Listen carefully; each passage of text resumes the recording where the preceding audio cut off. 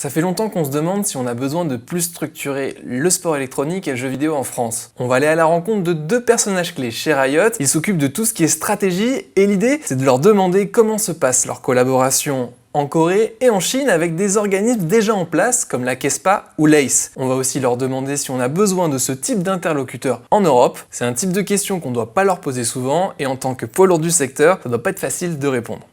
Bonjour, on réalise cette interview pour la chaîne Smartcast. Riot, c'est une société américaine qui connaît un succès planétaire. Vous avez, en tant qu'organisateur de tournois, développé beaucoup de compétences et on remarque qu'il y a beaucoup de similitudes avec une ligue privée comme la NBA. Est-ce que la NBA, justement, c'est un modèle pour Riot ?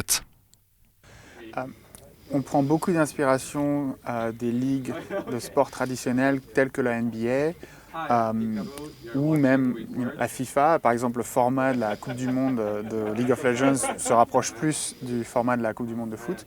Donc on essaie un peu de voir ce qui est le meilleur dans chaque sport traditionnel et de l'implanter sur la League of Legends, que ce soit sur les règles, sur les formats, sur les régulations. Et tous ces concepts-là, parce que c'est un sport qui a à construire en fait. Quand on en vient à l'e-sport, effectivement, on va être inspiré par les NBA, par les ESPN par exemple, qui ont établi dans leur secteur un petit peu qu'est-ce qui est bien, qu'est-ce qui sont les bonnes pratiques. Qu'est-ce qui permet de créer un écosystème qui soit sain, qui soit durable, etc. Et donc, évidemment, encore une fois, nous, on construit les choses au fur et à mesure, brique par brique, on apprend, on fait des erreurs, mais on s'inspire un petit peu de toutes les industries, de tous les meilleurs, les innovateurs et les leaders dans leurs industries pour développer au final le meilleur produit possible pour nos fans. Pour les fans d'e-sport et pour les joueurs de League of Legends en général. On parle du développement, Riot s'est justement implanté en Asie, un continent qui est largement en avance dans le sport électronique, dans l'organisation du sport électronique, avec des fédérations comme la KESPA en Corée ou l'ACE en Chine. Et est-ce que l'on peut parler d'un choc des cultures ? Nous, à chaque fois qu'on rentre sur un territoire, on fait un peu une évaluation du pays en question. On essaie de voir quelles sont les infrastructures, les sociétés de médias qui sont déjà impliquées, les associations sportives telles que KESPA ou l'ACE. Et en fonction de l'état du territoire, du marché, on décide de notre stratégie. Et donc des fois, on lance nous-mêmes ces institutions. Donc, par exemple aux États-Unis ou en Europe, on est nous-mêmes régulateurs, on est nous-mêmes organisateurs, on est nous-mêmes médias, on crée nous-mêmes la retransmission du sport. Mais en Asie, comme le marché est un petit peu plus développé, on a décidé à certains moments de faire un partenariat. Donc en Corée, on est en partenariat avec KESPA pour l'aspect un peu régulation, avec OGN pour le broadcast, la diffusion du sport et des équipes. En Chine, c'est plus avec l'ACE pour l'organisation, avec PLU pour la création du broadcast chinois, et d'autres sociétés, en fonction des saisons, en fonction des nouvelles ligues qu'on met en place aussi, on réévalue nos partenariats dans chaque pays. En Corée, on n'a pas nos propres casteurs, on n'a pas embauché des casteurs coréens pour caster en Corée. On travaille avec un partenaire là-bas qui gère la ligue, qui a leurs propres casteurs, etc. On ne cherche pas à réinventer la roue à chaque fois. S'il y a quelque chose qui fonctionne bien et qui est une bonne solution pour les joueurs, on utilise ça. Si par contre il y a quelque chose qui n'est pas optimal, eh ben on va prendre les choses de notre côté et on va créer. C'est ce qui s'est passé en Europe. On travaillait avec une autre organisation avant et puis ça ne marchait pas la façon dont on voulait que ça fonctionne. Et du coup, on a repris tout en interne et on a développé notre propre capacité à créer les shows, à caster, à commenter, etc. Et du coup, quelle est la nature de votre collaboration avec des organismes comme la KESPA et l'ACE, justement ? Il y a vraiment tous les types de collaborations.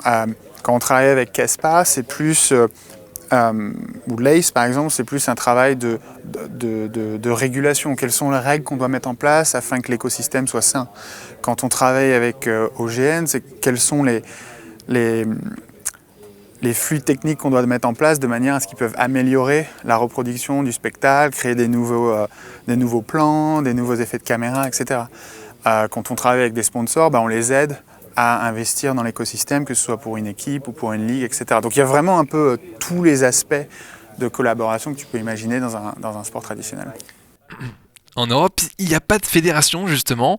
Est-ce que ce type d'interlocuteur vous manque ou vous freine dans votre développement ? L'Europe est un petit peu moins développée, effectivement, sur l'écosystème e-sport, à peu près sur tous les créneaux, que ce soit l'organisation ou les médias, etc. Il y a de nombreuses sociétés en fait, qui sont lancées depuis quelques années, et de très bonnes sociétés. D'ailleurs, on est en partenariat avec cette société, ne serait-ce que sur cet événement-là. Par exemple, toute la partie française est gérée par la société O-Gaming. Mais il est vrai que c'est un petit peu moins en avance que dans d'autres pays, et donc du coup on est un peu plus impliqués nous directement. Je pense que c'est principalement dû au fait que l'Europe est à l'arrivée à un marché fragmenté, avec plusieurs territoires, plusieurs langues, et donc du coup l'écosystème mettra un petit peu plus de temps à se développer. Mais quand on regarde ce qui s'est passé en l'espace de 2-3 ans, on se rend compte que l'Europe va très probablement suivre le chemin que les autres pays du monde ont suivi en ce qui concerne l'e-sport. Et alors, comment Riot pourrait militer encore plus pour continuer à développer l'écosystème du sport électronique ?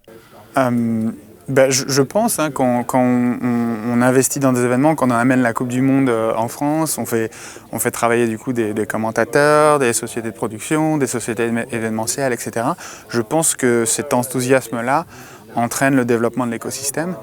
Et on va continuer, là, surtout quand on voit le succès des événements ici en Europe. Le public parisien est génial, donc c'est quelque chose qu'on veut continuer à faire, réinvestir de plus en plus. Et je pense qu'effectivement, par conséquent, l'écosystème se développera énormément, comme il a continué ces dernières années. Alors aujourd'hui, est-ce qu'une fédération est nécessaire dans l'écosystème européen ? Il n'y a pas, on fait sans et ça se passe bien. Encore une fois, s'il y avait un acteur avec qui on se sentirait bien d'avancer, on l'aurait fait. Aujourd'hui, on a développé toute une structure et toute une équipe pour créer ce genre de show et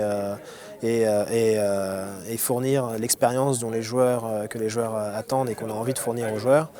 Et du coup, on développe et on capitalise là-dessus et on continue à avancer.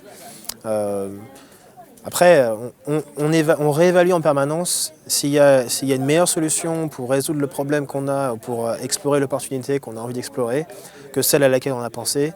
On est une organisation qui va très facilement on est très pratico-pratique et on va vers la meilleure solution pour délivrer la valeur ajoutée à la fin, au bout du compte, pour les joueurs. Donc, s'il y a une meilleure solution que ce qu'on fait aujourd'hui, on va pivoter. On parlait de la production de l'événement. Les finales de League of Legends, c'est le seul événement qui peut se dérouler sur un mois entier. Pourquoi ce choix ?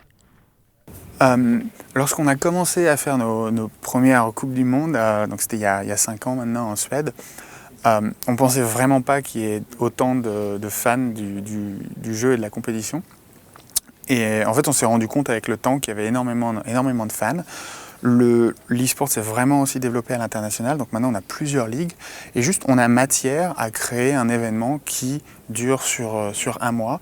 Je pense qu'en plus c'est vraiment sympa de se connecter un soir devant son ordinateur ou dans un bar ou en live et de regarder le match de la soirée, le Best of Five, le BO5.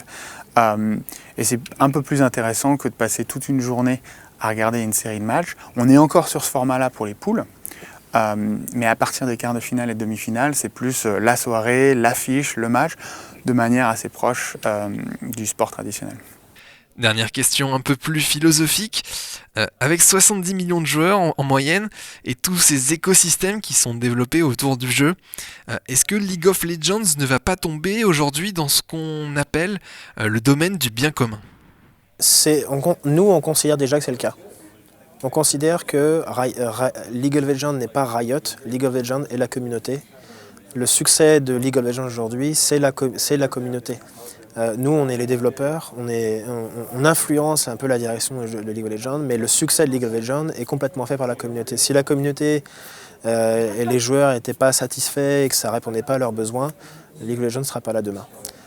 Donc oui, c'est pour ça que la façon dont on réfléchit un petit peu à comment faire évoluer, qu'est-ce qu'on doit faire, quels sont les produits qu'on doit un peu créer, c'est quels sont les produits qu'on doit créer pour la communauté.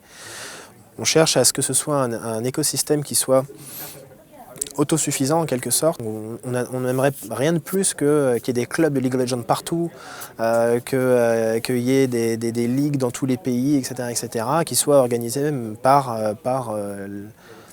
des partenaires locaux pour qui c'est une opportunité réelle et stable et profitable, etc.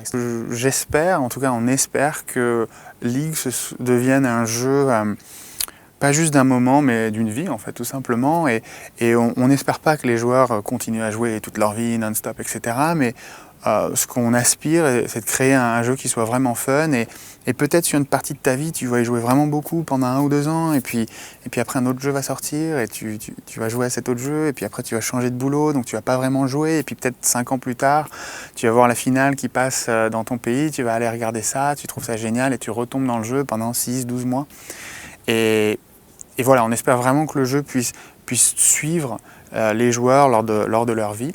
C'est un peu l'inspiration qu'on a pour League of Legends.